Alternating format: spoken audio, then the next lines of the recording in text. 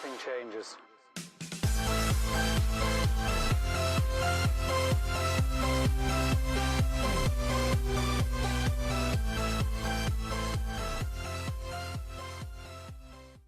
All right, guys, so as the title says, this is probably the most disgusting story I've ever read about not just Poshmark, but e-commerce in general. And I've read some pretty bad ones in my 10 or 11 years of selling, almost 13 years as a reseller period. This one comes to us from Poshmark, like I said, and I want to take you over to the story, but I'm going to give you a little background. The seller of this particular item, this is a Posh ambassador. I don't know how much she sells. She's at least a reasonable seller with a lot of good feedback, and it seems like an honest person. She sold a jacket, kind of like a trench coat looking thing. I think it was Prada. We'll see in a second when I jump over to the thing. And she sold it for a little bit of money. I want to say it was like $100, somewhere in that neighborhood. The buyer gets the item, opens a return request, and ships it back.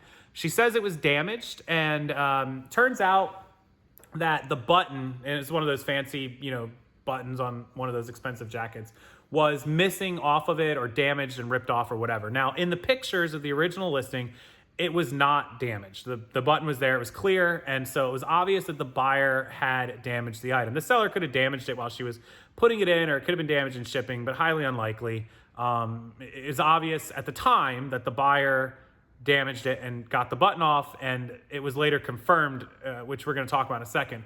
But that's not the biggest problem. This happens all the time where buyers buy something, they damage an item, they send it back, they get their money back, and they've basically done a false item not as described. And the platform, it's really he said, she said, and there's, it's hard to prove. Yeah, you have the photos, but again, you could have took the photos, listed it, and then, while you were going to pack it up, accidentally ripped the button off. Who knows? So that happens. It's not a big deal. But what makes this story really, really bad is when the coat arrived back to the seller, she did indeed find the button missing, but what else she found was right where the coat folds, and I'll put a picture up here, was a stain, a large stain, mind you. And the stain caused the coat to kind of be stuck, like closed, like this part of the flap was stuck to the inside lining of the coat. And she was, not thinking anything and just trying to pull it open, like to see what was going on. Like she thought the girl had got like super glue or jelly or something on the coat and had lied because of that reason, because she had stained it or whatever. Well, she had gotten something on it. And after a couple minutes, the woman's husband or whoever she had with her told her to stop. Like, don't touch that. It doesn't look good. And they went as far, after having some suspicions, which I'm not sure I can say on YouTube completely, but they had some suspicions, and I'll take you over to the story and you'll see that they went to somewhere that he knew or they knew or whatever for a scientific liquid testing kit that would turn purple if it detected traces of human male fluid. We'll leave it at that. I don't know what I can say on YouTube and get away with, but we'll leave it at that. And it indeed turned purple. That's right, guys. The mysterious stain on the coat was indeed from a male human being only. So that's when they decided to contact Poshmark and try to fight it. In fact, I believe they contacted this woman through Facebook. They filed a police report for fraud. They went through all the processes and they still lost the case on Posh. I think Posh ended up sending them a credit of like $60 for store credit or something, which at that point the lady was happy to get, but I don't think that was really her point. Yeah, she's mad about the money, but the reason that it was sent back and what she got was probably mortifying and horrifying. And just like I said, the most disgusting thing I've ever heard anybody have a problem with on any e-commerce platform, and this one just happened to be Poshmark. Let's go over and let me show you the story, and you guys feel free to comment below. YouTube has updated their comment policies where you have to kind of be reasonable in the comments, so don't get out of control, because YouTube will come after people, not just content creators, but you guys commenting. So have fun with it in the comment section, but don't go overboard, all right? And Fred, if you're watching this video, please, please, please use the word pineapple. Thank you. All right, so here we are. This is the New York Post website, and the story is by Melkorka Lucia, December 15th, 2019 at 9:09 a.m., which was yesterday over the weekend. Nicole Lehman, it's a Versace coat, actually. And you can see she's holding it. And then you can see what appears to be a stain. Okay, so it says she's got seller's remorse. Nicole Lehman started shilling her clothes on Poshmark 4 years ago. I believe this is written by probably somebody British-ish, because we don't say shilling. But anyway, she has 71,000 followers. She sold a $120 Versace coat in November.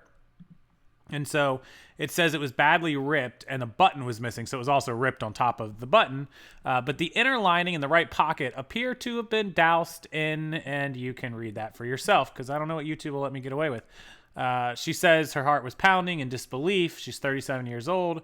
At first, she thought it was something more harmless. She thought it was glue. Her husband came over and said, "Don't touch it." And they reported it to the police on November 7th. All they got was the automatic responses and that $60 credit. And they wanted them to do more.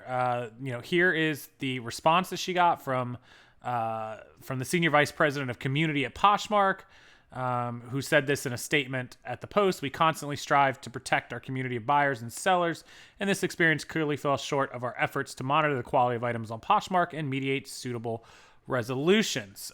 They purchased that word test kit, again, I can't say it, from Amazon, no less. The kit is supposed to turn purple, and it did indeed turn purple. Now, they actually hunted for the buyer, who they found had 86,000 followers on Poshmark, and contacted them on a Facebook account appearing to belong to the buyer, who they've named here, on November 11th.